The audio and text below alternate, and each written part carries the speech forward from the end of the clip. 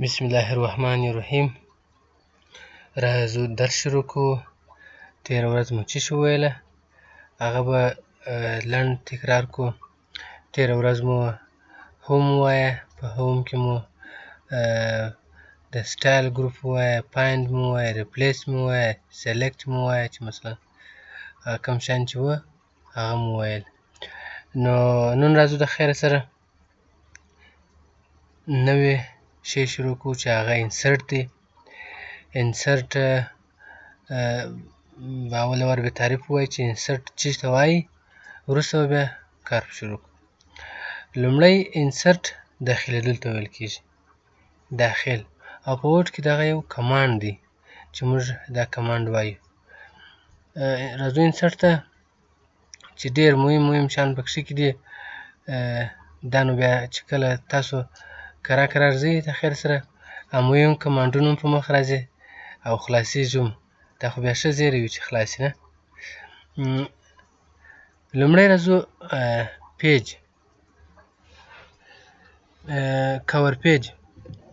کور پیج څه ته وایي؟ کور پیج رقایې ته ویل کېږي، یعنې د یو کتاب دغه پوښ ته ویل کېږي. رقایه موږ ورته وایو او تر څنګ په انګلیس کې ورته کور پیج ویل کېږي. کور پیج راخلاصوو، دغه ډیزاینونه دي، وینې دغه ډیزاینونه دي، دا کور پیجونه دي، دا کور پیج دی. تاسو کولی شئ په خپله خوښ باندې یو کور پیج د خپل کتاب، چپټر، هر شي دپاره چې تاسو غواړئ جوړه کړئ جوړولی شئ. نه شاته کېږي، دا دې شاته شو. نو تاسو کولی شئ چې خپل په خوښه باندې څه شي جوړ کړئ، یو کور پیج جوړ کړئ. کور پیج جوړ کړئ. مثلا کولی شم دلته تاسو کولی شئ چې دلته څه شی ور واچوئ، نیم ور واچوئ، مثلا څه شی ور واچوئ، محمد هاشم.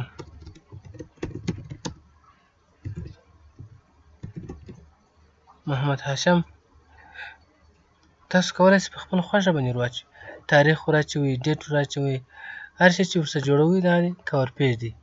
یا مثلا کومه اکاډمي ده دلته اکاډمي ور واچوئ.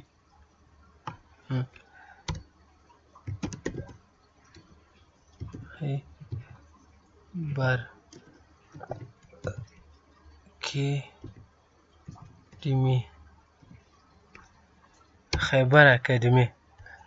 تاسو کولی شئ چې خپل په خوښه باندې یو کور پیج جوړ کړئ. دوم، دا کور پیجونه دي چې دلته پراته دي، تاسو کولی شئ چې هر کوم کور پیج راواخلئ، خپل په خوښه یې وکاروئ. یعنې خپل د کتاب، چپټر، د هر شي دپاره چې تاسو غواړئ ویې کاروئ.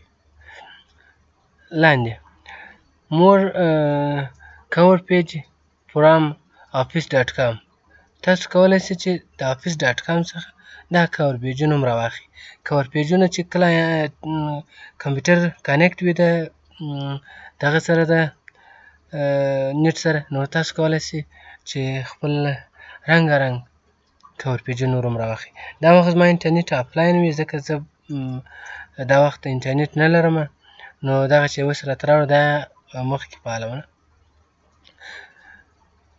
ریموف کرنټ کور پیج. دغه کور پیج ریموف کړئ، ایسته یې کړه. دا چې موږ اډ کړی وو دا کور پیج ریموف کړه. او تاسو کولی شئ چې خپل په خوښه باندې هم یو کور پیج جوړ کړئ. داسې کور پیج جوړ کړئ چې تاسو خپله غواړئ یو خپله ډیزاین کړئ، خپله یې جوړ کړئ. دا ګویا تاسو تر ټولو بهتره کور پیج جوړ کړئ، ځکه د خپل زړه شی وي، د نورو بهتره چاته معلومیږي. اوس راځو یو کور پیج جوړوو. کور پیج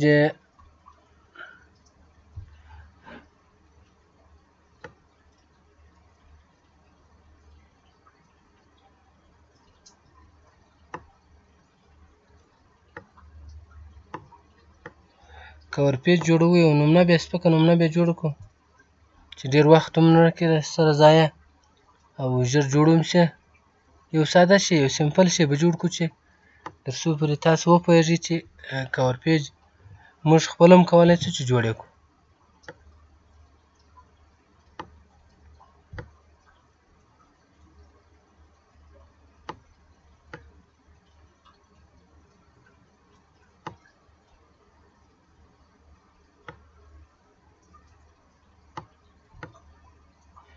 دا یو کور پیج دی چې موږ یې ډیزاینوو، ثبتوو یې او بیا کولی شو چې خپل په خوښ باندې، یعنې دا معنا چې دا موږ یو بهترینه کور پیج جوړ کړی دی.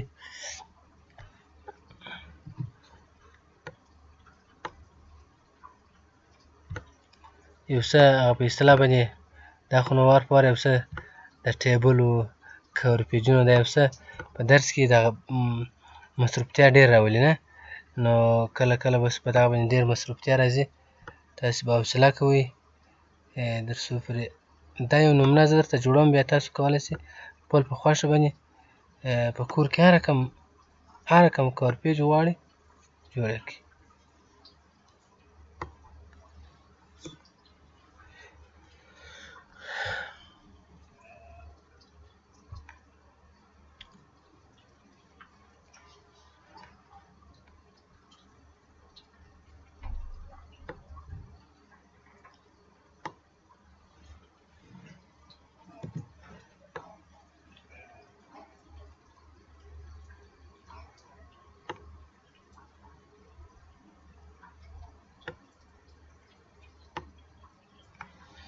مثلا دا یو کور پیج شو، ته داسې عزل قیاس کړه چې دا تر ټولو بهترینه کور پیج دی، ځکه ځان دپاره جوړ کړی دی، دا د ټولو بهترینه کور پیج دی.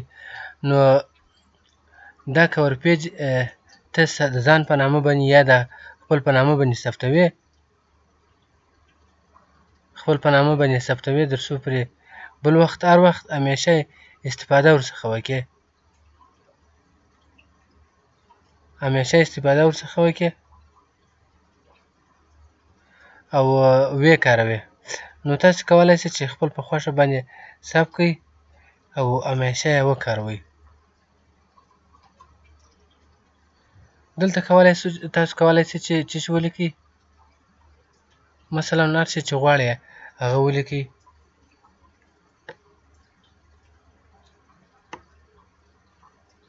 هر شی چې تاسو غواړئ هغه ولیکئ.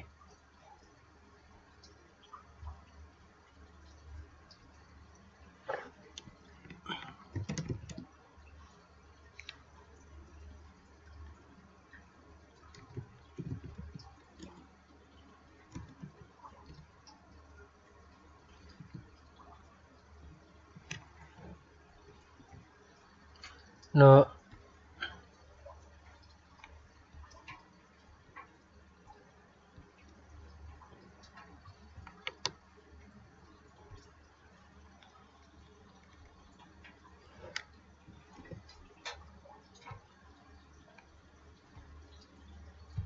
مثلا دا موږ داسې عزل قیاس کې دا یو بهترینه کور پیج موږ جوړ کړلی. بیا تاسو کولی شئ چې هر څه ملاحظات تاسو پکې لرئ خپل په خوښه یې ورکړئ، هغه تاسو په خپل په خوښه کولی شئ چې هر رقم کور پیج جوړوئ. ما مخکې بل کور پیج هم جوړ کړی دی، هغه نمونه به هم درته ښکاره کړم. دا کور پیج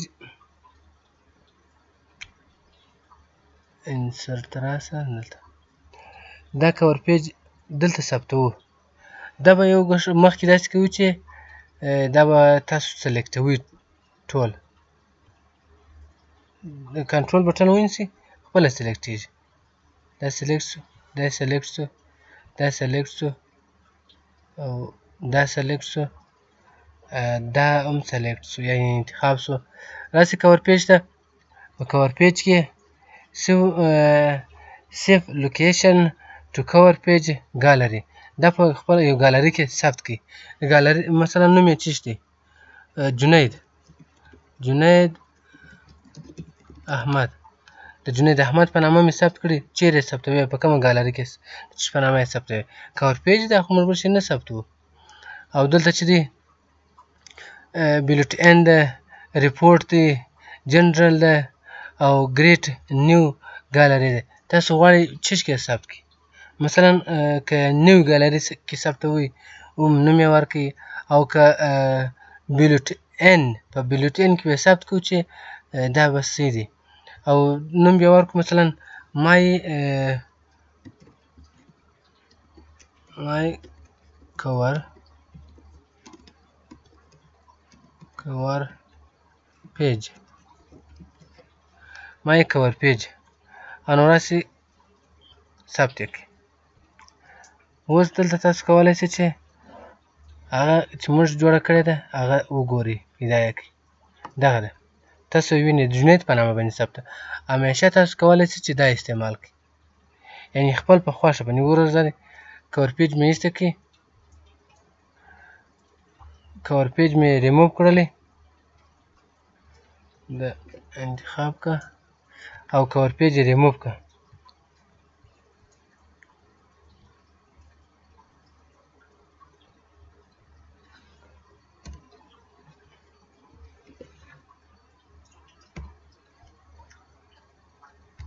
مثلا زه راځمه بل وخت خپل په خوښه باندې کور پیج اډومه. دا د انا ګوره ما جوړه کړې ده، د اعظمي په نامه باندې ده.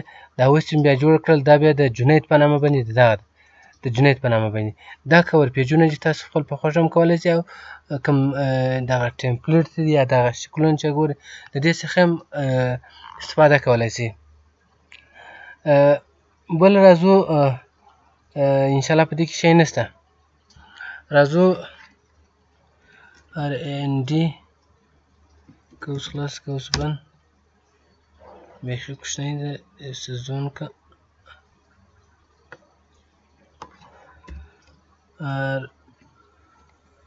RND قوس خلاص قوس بند. راځو دوم ته بلانک پیج. بلانک پیج څه کار اجرا کوي؟ بلانک پیج مثلا د دغه خط د ډاکومنټ او د دغه to make د دې جملې او د دې جملې مثلا ته غواړې د یو جملې د یو خط په منبعث کې سربسته یو صفحه اډ کړې. مثلا ته نور خط ورته لیکې، مثلا دلته ما خط لیکلی دی لاندې مې نور لیکلی دی، خو په دې کې دونه ضرورت پیدا شي زه بس یوه صفحه خط نور باید ولیکم، ځکه موضوع غټه شوله. هغه موضوع کوچنه کوه، مثلا ما لږ نیولې وه موضوع غټه شوله، د ډاکومنټ څخه وروسته نور په دې پسې تړاو داسې موضوع شوه چې تړاو پکښې ولري. دا نور خط باید لاندې ولاړ شي. په مابعث کې موږ څه شي راولو؟ بله صفحه راولو. نو تاسو راسئ پر بلانک پیج باندې کلیک وکئ، یوه صفحه به درته اضافه اډ کړي. ګوره د ډاکومنټ په څه پسې څه شوه شوله؟ په منځ کې یوه دانه صفحه بله پسې اډ شوله. او ورپسې پسې راځو پیج بریک ته. مثلا زه غواړم د دغه صفحې او د دغه خط او د دغه ترمنځ دغه ډاکومنټ چې دی دا په دغه صفحه کې پرېږدم او د to make your document lock دغه بیا لاندې بلې صفحې ته یوسم. یعنې مثلا زه وایم دغه د ډاکومنټ چې ما کوم معلومات دلته لیکلي دي دا ډېر شوله، باید سربسته صفحه په ونیسم او دغه نور لاندې چې ما خط لیکلی دی دا به بلې صفحې ته اړوم. نو راسئ پر بلانک دغه پیج بریک باندې کلیک وکړئ چې صفحه درته غټه کړي.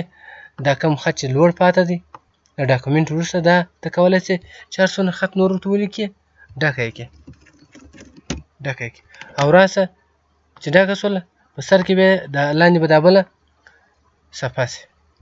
انشاءالله په دې خو به مو سر خلاصوي. په دې دا د دې لپاره استعمالېږي چې کله موږ یو خط لیکو هغه ډېر شي بیا موږ کولی شو چې یوه صفحه پکښې اضافه کړو، یا مثلا د هغه خط پر دوو برخو پر دوو صفحو وویشو، نیمه یې دې صفحې ته پرېږدو نیمه یې هغه بلې صفحې ته واستو.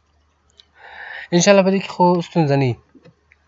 بیا هم که چېرې پوښتنه وه تاسو کولی شئ چې پوښتنه راسره وکړئ. انشاءالله که مو زده نه وه سبا به درته حل کړو، که مو زده وه په اګړې به درته حل کړو. راځو ټیبل ته. ټیبل به خلاص کړو، بره به د نن ورځې دپاره د هغونه درس کفایت کوي. ټیبل لومړی ټیبل تعریف وایي. مثلا ټیبل د څه دی؟ د یو منظمې ډاټا د ذخیره کولو دپاره استعمالیږي چې عبارت دی د ټیبل څخه. یعنې که څوک یو منظمه ډاټا په اصطلاح باندې ذخیره کوي د یو منظمې ډاټا د ذخیره کولو لپاره استعمالیږي. ټیبل پر دوه ډوله موږ اډولی شو، پر دوه ډوله ټیبل لرو. ډرا ټیبل دی یعنې رسمول او ترڅنګ یې انسرټ ټیبل دی. پر دغه دوه ډوله موږ ټیبل لرو. که بیا په تعریف کې درته راغله یا په سوال کې درته راغله نو تاسو به ورسره اشنا یاست چې ټیبل په دوه ډوله دی، ډرا ټیبل او انسرټ ټیبل. راځو ټیبل دلته کلیک پر کوو. دا دی هر څومره چې غواړئ ته کولی شئ چې اډ یې کړئ. درته لومړی به دغه درته تعریف کړو چې دا لیکه چې وینئ دا دې ته را ویل کېږي. را is for the one person information، د یو شخص د معلوماتو دپاره استعمالیږي. او دغه چې دی دا بیا کالم دی، کالم یوز فار د ټایټل، کالم د عنوان دپاره استعمالیږي. او دغه یوه خانه چې ده دې ته خانه دا ته سیل ویل کېږي، سیل یعنې یو سیل دې ته ویل کېږي. انشاءالله په دې کې خو به کوم سوال پوښتنه نه وي. دې ته را ویل کېږي، د یوه شخص د معلومات دپاره استعمالیږي. او دې ته کالم ویل کېږي چې د ټایټل عنوان لپاره استعمالیږي. او دا خانې چې تاسو ګورئ دا د سیل په نامه باندې یادیږي، سیل یا خانه چې موږ ورته وایو سیل. نو راځو مخته ځو. مثلا که زه غواړم یو ټیبل جوړ کړم، لومړی باید څه شی ولیکم؟ نمبر او تر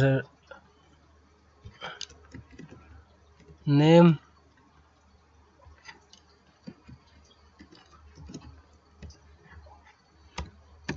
father name job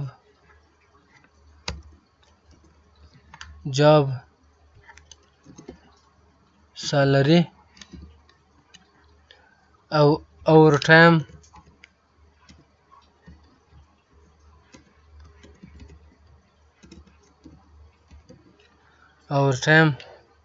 اوس که موږ غواړو چې بل یو دانه سیل ور اضافه کړو، یعنې مثلا یو کالم ور اضافه کړو، نو کالم به یو دانه ور اضافه کړو په دې خاطر باندې چې باره به هغه دغه هم پکښې کې راشي. خو خیر دغو نه کفایت کوي، ښه دغو نه کفایت کوي. مثلا نمبر اول نیم حبیب الله زکی او فادر نیم خالق داد. جواب یې څه دی؟ فاینانس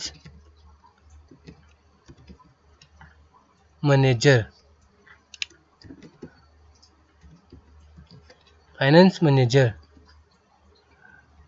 معاش یې څو دی؟ معاش یې 100,000 افغانۍ دی. اضافه کاري یې څو ده؟ 2,000 افغانۍ. او یو شی چې باید موږ هغه به په بل ټیبل کښې درته جوړوو، مثلا ټوټل یې څو دی؟ دا اوور ټایم دغه د سالري، بیسیک سالري او اوور ټایم چې ټوټل څو کېږي، خو هغه به په بل ټیبل کې بیا د خیره جوړ کړو. دغه د ټیبل یو طریقه ده. او که غواړئ چې اوس مثلا نور سیلونه ور اضافه کړئ نو ټیب د ټیب بټن ووهئ، نور درته اضافه کوي. ټیب کولی شئ چې هر څومره یې غواړئ هغونه درته جوړ کړي. راځو بلې طریقې ته. دا خو موږ په څه ډول باندې دا انسرټ و. او راځئ ډرا ته. کولی شئ چې دا یو شی رسم کړئ په رسمول باندې. خپل په خوښه باندې هر رقم ټیبل چې تاسو غواړئ هغه رقم ټیبل تاسو کولی شئ چې اډ یې کړئ. هر څومره خانې چې ورکوئ، هر څومره سیلان غټ ورکوئ، کوچني ورکوئ، راوې غټې ورکوئ، کوچني ورکوئ، هر رقم چې ورکوئ تاسو کولی شئ په دې کې هم هغه رقم ډاټا ذخیره کړئ. نوم، نمبر، نیم، فادر نیم، ټوټل چې هر څه تاسو غواړئ هغه پکښې ولیکئ. راځو دریم convert text to table. دا بیا بله کوم ټیبل دی. مثلا زه لیکمه number name father name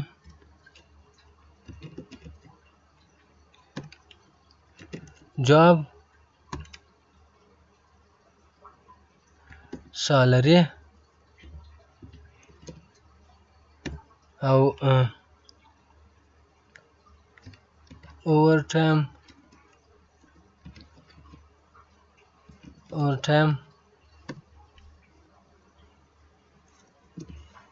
total او remarks.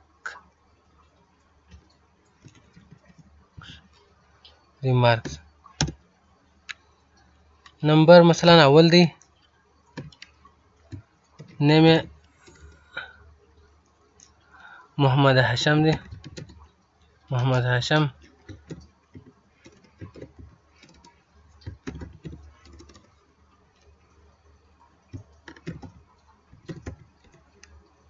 هاشم دی. فادر نیم چې دی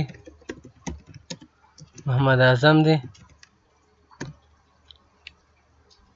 وظیفه یې چې ده فاینانس.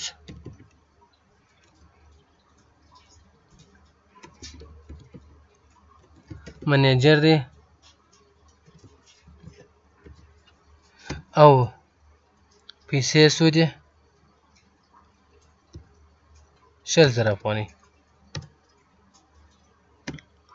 او ترڅنګ یې اضافه کاري یې څو ده 1500 افغانۍ او ترڅنګ یې ټوټل یې څو راځي پر 100,000 چې 1500 واچوې دا 1500 1500 او د هغو نه به راځي 1500. ریمارکس یې دی هغه خپل راځي. نو راولاړېږو دا سلیکټ کړئ، انتخاب مو کړله، راسئ پر کنورټ ټو ټیکسټ باندې کلیک وکړئ. لومړی خو درته وایي څو راګانې دي، دغه دی څو کالمونه دي. موږ خو کالم درته ووایه او را څوانې دي، دوې یوانه کالم دی او دوې راګانې دي. دغه یو شی دی چې دا به وروسته اوس درته راځي وایي چې مثلا fixed to column with one، یعنې دغه کوم چې ته غواړې دا په اتوماتیک ډول باندې جوړ، یعنې خانې جوړې وي. او دوم to text fit to the contact، دا چې کله تاسو بیا زه درته اډ کوم اوس یو کړی بعد بیا تاسو ته معلومیږي. باید ما اول درته ویلی، خیر موږ ډېر فوکس پر دې و چې دغه مخکې ووایو. دا بیا د لیکنې په اندازه باندې دي، هر څومره لیکنه چې کوې هغونه دا ستا ټیبل غټېږي. او دوم to fit to window، د وینډو یعنې دغه ستا د وینډو، دې ته وینډو ویل کېږي. وینډو خو به انشاءالله درته معلومیږي. د وینډو په اندازه باندې دا ستاسو ټیبل د وینډو په اندازه باندې دي. د وینډو په اندازه باندې دغه کالم دغه درته اډوي، ټیبل درته اډوي. نو راځه اوس درته وایي پاراګراف، دغه لیکنه چې تا وکړې دا تا په چی سره جلا کړې ده، په پاراګراف سي او ټیب سي په چی جلا کړې تا، یا په ادر په بل شي کې جلا کړې ده. نو دلته دغه علامه ورته ذکر کړه، علامه یې دغه ده. اوس کلیک پر وکړه، دا یې ټیبل ګوره، نمبر یې دی، نیم یې دی، فادر نیم یې دی، جاب، سالري، اور ټایم، ټوټل، ریمارک. یعنې تاسو خپل په خوښه باندې هغه ورته اضافه کړئ. کولی شئ چې دغه ورته ایسته هم کړئ، کولی شئ چې تاسو دغه ورته ایسته هم کړئ، ورته ډیلیټ یې کړئ.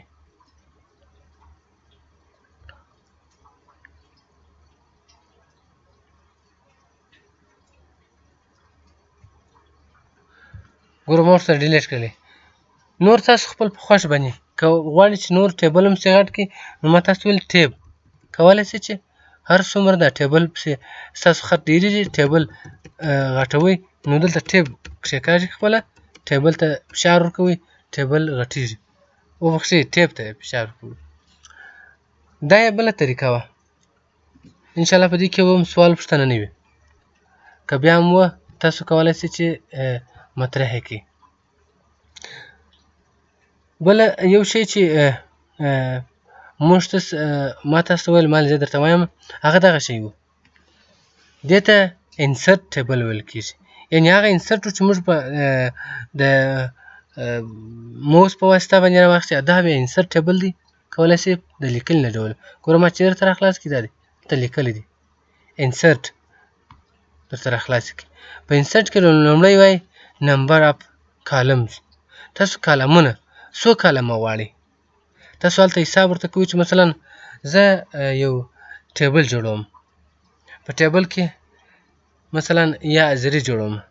مثلا ټیبل جوړوم نمبر یې دی نیم یې دی فادر نیم یې دی وظیفه یې ده تر څنګ یې اضافه کاري یې ده ټوټل اماونټ یې دی او تر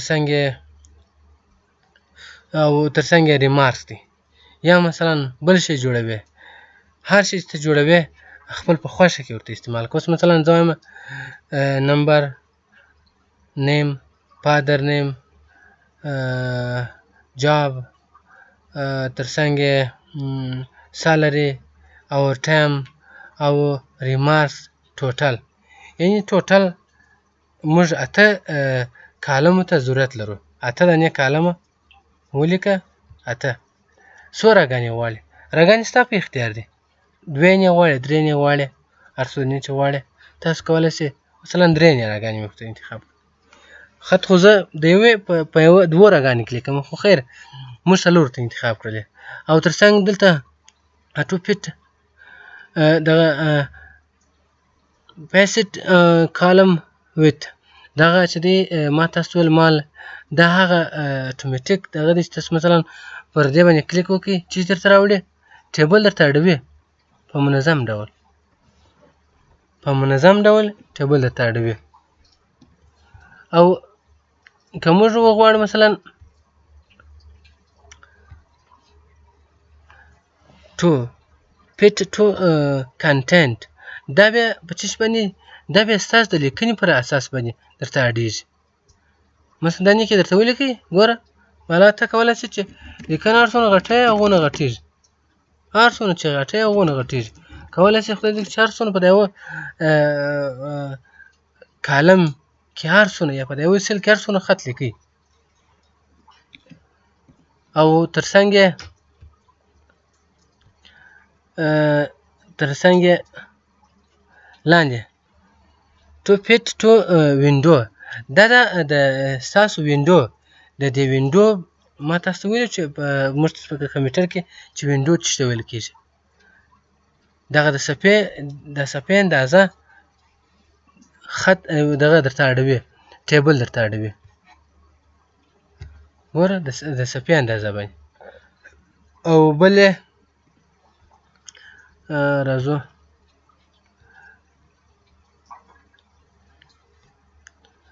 اول remember dimension for the new table دا زه مثلا وایم دا ماته remember هر وخت چې زه دغه راخلاص کړم تاسو ماته پر هغه شکل باندې ټیبل جوړوه. مثلا دغه زما یو انتخاب دی چې زه هر وخت ټیبل جوړوم پر دغه شکل یې جوړوم. مثلا 8 دانې راګانې دي 8 دانې کالمه دي او 2 یې راګانې پر دغه شکل باندې ته یې ماته همیشه راخلاصوه. نو دلته remember وه دی بیا اوس درته راخلاص کړي. دا دی نمبر پکې لیکې نمبر نیم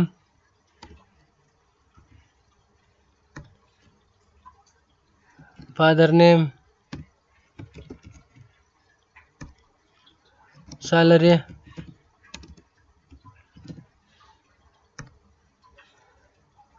job باید موږ راخط ورچولو خیر job دا بدای شو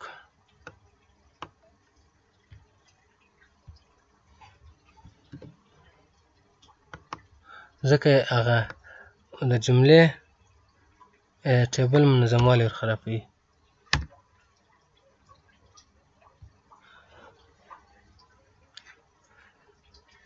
salary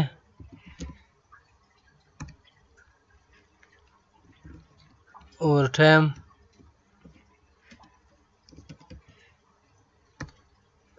total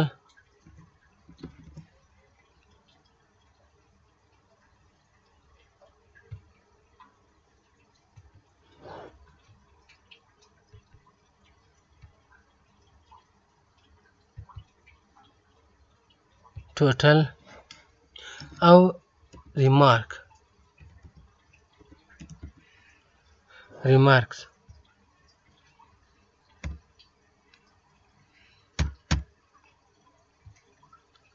تاسو کولای شئ چې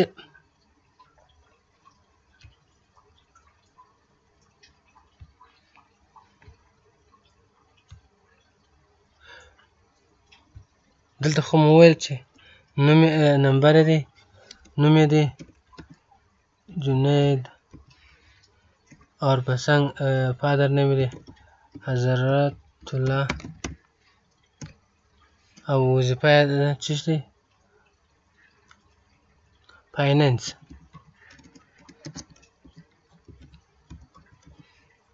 فایننس، او معاش دی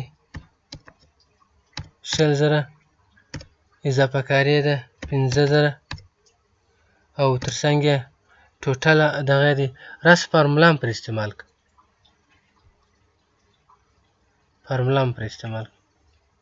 25,000 مکمله راځي. مثلا دلته په کومنټ کې چې هر شی ورته لیکي، کومنټ تاسو ورته کولی شئ چې مثلا زه په پلانکي ورځ رخصت یم، یا زه داسې یم داسې یم، هر څه دغه چې وي. نور تاسو کولی شئ چې خپل په خوښه باندې نور ټیبل پسې غټ کړئ، ارڅونه چې تاسو ډاټا پکې ذخیره کوئ. د هر څونو کسانو پسې دویم کس پسې ور واچوه، یو دغه بله درته وکړم، دویم کس پسې ور واچوه، هغه بیا چې دی احمدشاه دی، پلار نوم یې دی نور احمد شاه، او چې دی کلینر دی،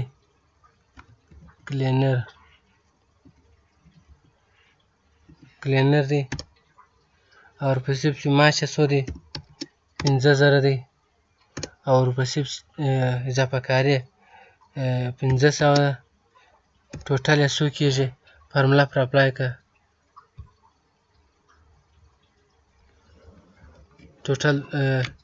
ټوټل څو کېږي 5,500 دا یې دې څونه ډېر نه کړلې، که هغه هم پر جمع شولې، یا فارمولا خطا وتل، باید دغه دی هم ورته جمع کړي.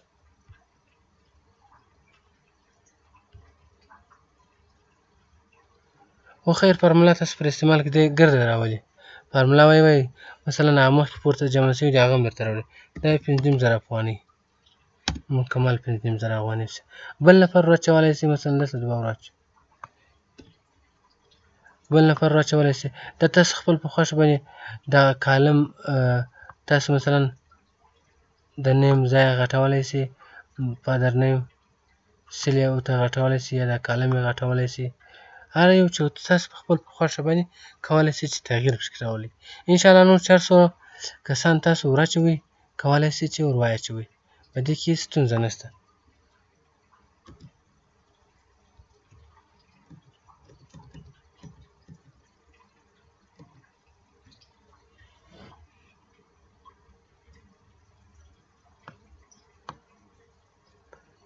تاسو بیا درسره وګورئ، ځکه زموږ وخت هم ډېر ضایع کوي چې ډېر هغه په اصطلاح باندې تفصیلات ورکوو، ډېر دغه ورکوو. انشاءالله اسانه دی. بیا کوم ستونزه وه تاسو کولی شئ زموږ سره شریک کړئ.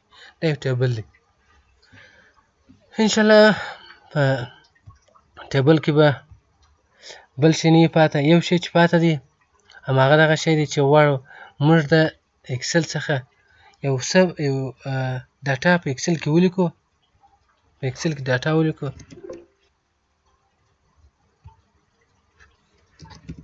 احمدشاه نور احمد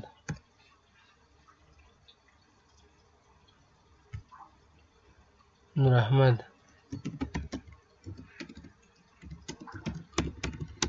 جان محمد گل محمد گل محمد تورجان کولی شي چې دا چش کې ورته اضافه کړي. دا دې وینې هغه کوم خط چې موږ ولیکي نور احمدشاه او نور احمد دا دلته په دې کالم پورې اړه لري. دا کالمونه کوچني دي نو نوم کوچنی ښکاره کوي. انور ګوره جان محمد دی، ګل احمد دی، نور مې هم ولیکله. تاسې کولی شئ چې خپل په خوښه باندې استفاده ورڅخه وکړئ. او ترڅنګ یې کویک ټیبل تاسو کولی شئ چې دا د مایکروسافټ کمپنۍ د خوا څخه کوم ټیبلان اډ شوي دي، جنتران یې اډ شوي دي، تاسو کولی شئ چې استفاده ورڅخه وکړئ. دا جنتري د ټیبل دی. تاسو کولی شئ خپل په خوښه باندې نور ټیبلان واخلئ او ویې ګورئ، جنتریان یې وګورئ، هر شی چې تاسو غواړئ. انشاءالله د نن ورځې دپاره دغونه کفایت کوي. ټیبل مو خلاص کړئ، خو فرعي دلته بیا ټیبونه چې دي فرعي ټیبونه ټیب ورسره اډېږي. ګوره موږ انسرټ ټیب ته رالو، په انسرټ کې فرعي ټیب ورسره اډېږي. سبا د خیره بیا د فرعي ټیب وایي. د ټیبل دغه پاته برخه بیا په بل ټیب کې ورسره اډېږي چې لی اوټ په نامه باندې ورسره اډېږي. نو دا به بیا ورسره سبا د خیره ووایو چې دا فرعي ټیبونه یې هم ووایو. انشاءالله په ټیبل کې به زموږ ستونزه حل شي. ټیبل به خلاص کړو سبا د خیره، بیا به ځو مخته. ښه وخت ولرئ.